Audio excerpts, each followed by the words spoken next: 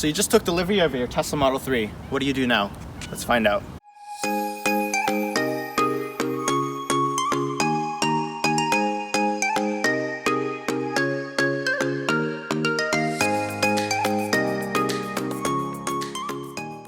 What's poppin', what's Gucci, guys? Welcome to the channel. If you are new, welcome. If you are a subscriber, welcome back.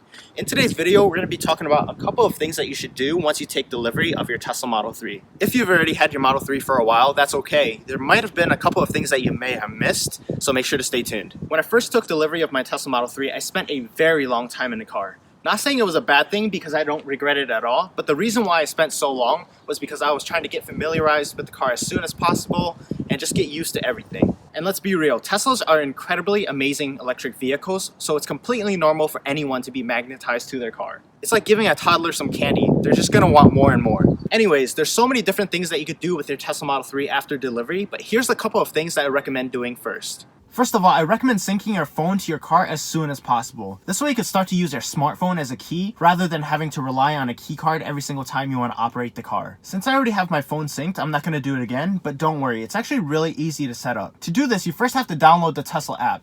Pretty simple, right? Next, you want to sign into the Tesla app with your Tesla account. Once you're signed in, you should see an option that says phone key. Press on that and it will ask you to put your key card right here on the center console, right behind the cup holders. After you put the key card on there, it should just take a couple seconds and then you should notice that the pairing was successful. Double check this by going into the car's menu and clicking on locks. Congratulations, you have now paired your phone to your Tesla.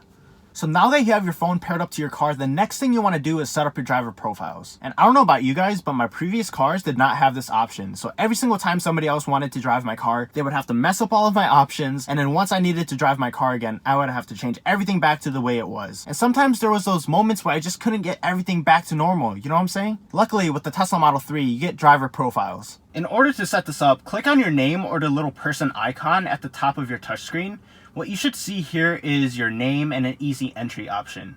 If you press on either one of these, you can adjust your mirrors, your seat, your steering wheel, whichever way to your liking.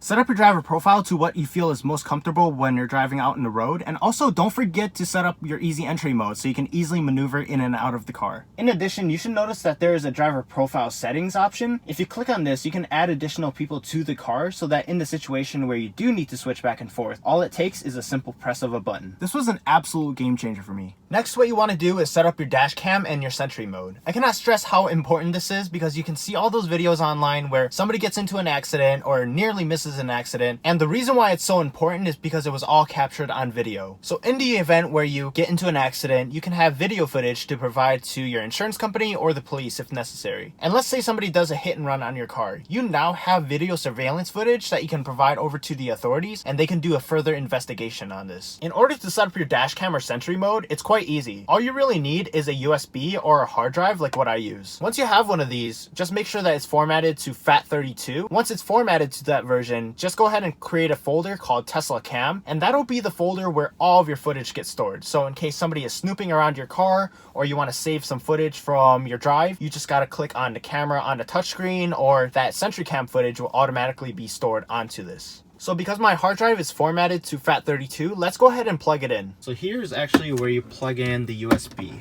or the hard drive. So if you open all of this up, you should notice that there's two USB entries here, or plugs or whatever you call them. Just go ahead and take your hard drive or your USB and plug it in. So now after a couple of seconds, my hard drive is on and fully functional. And you can also tell because up here on the touchscreen, there is a little red light on the dash cam here. So again, if you are driving and you want to save some footage, just go ahead and click on that dash cam. As long as it has a little red light on it, it means it's fully functional. Something to keep in mind is that sentry mode is off by default. So to activate it, you have a couple of options. The first option is when your car is in park, you just got to go to your car's menu, go over to safety and security, and then toggle it on. This is way too long of a process, so I don't really recommend it. What I do recommend is using your smartphone. Remember when we synced it to your car? This is one of the coolest things that you can do on your phone. Just open the Tesla app, hover down to sentry mode, and toggle it on. Way simpler than having to go through the car's menu to do everything. Or if you still think that this is too tedious, you do have another option, just setting Sentry Mode on every single time you leave the car. So to do this, all you have to do is go back to Safety and Security. At first, I believe your Sentry Mode will be off. So in order to toggle it on every single time you leave the car, just press on here and it'll have exclusions. So for example, mine excludes home because I feel like my car is pretty safe in my neighborhood, but you know, you can never be too sure. So it really depends on your own situation. I don't know why it automatically excludes favorites because I don't think there's any favorite places, but you can also exclude it from work if you trust your workplace. But usually I just exclude it from home.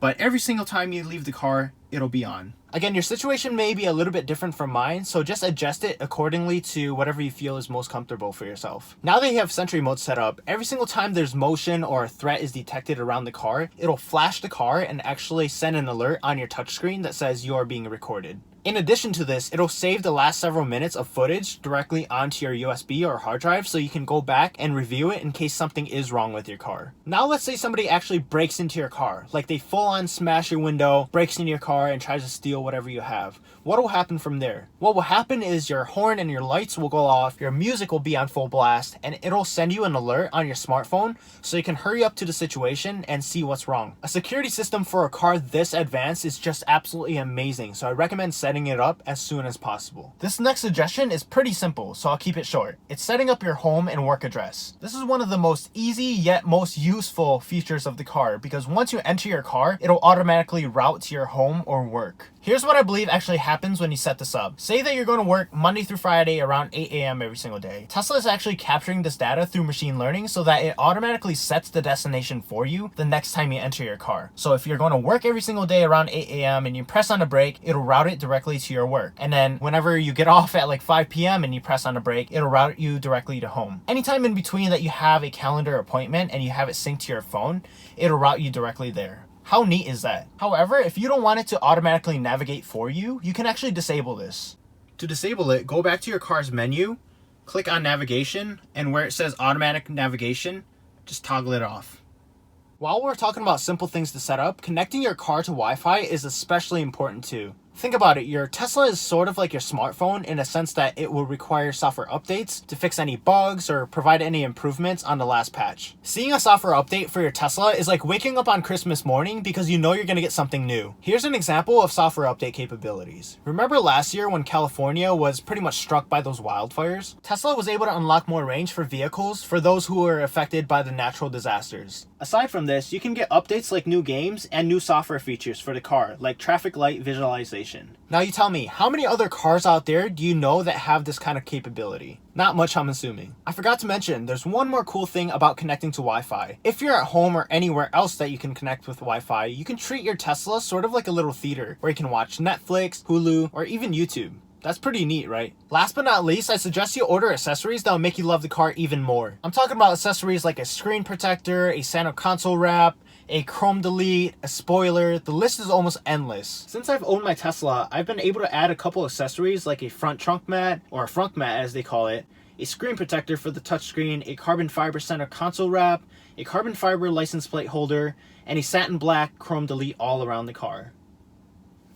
These little things have made a night and day difference on the car for me, and I plan on adding more things in the future, like a spoiler, maybe a new set of wheels, and perhaps some lowering springs. I love how this car is sort of like an ongoing project. A perfect car nonetheless, but sort of like a perfect ongoing project. Does that make sense? Lastly, what I recommend is just playing around with the car's touchscreen and getting familiar with where everything is, and then just changing any of the settings that'll make the car a little bit more personalized for yourself. If you want a really good place to start, I would recommend setting your battery's charge limit to 80 to 90% to have the most efficient car possible. The reason why you don't want to charge it to 100% is because at that point your car's battery is full and your regen braking won't work. In addition, charging your car to 100% all the time will reduce the battery's longevity. So in order to allow your battery's life to last as long as possible, Tesla recommends charging between 80 to 90%. But anyways, once you're in the vehicle's control page, just scroll through each one of the options and change everything to your liking. So yeah, I noticed there weren't many videos online that gave examples of what to do with your Tesla Model 3 after taking delivery, so I hope you guys enjoyed today's video and found it useful. If you did, show some support by clicking the like button and subscribe, and if you know anyone that is taking delivery of a Tesla Model 3 soon, be sure to share this video with them. Thank you guys so much for watching, and I'll see you next time.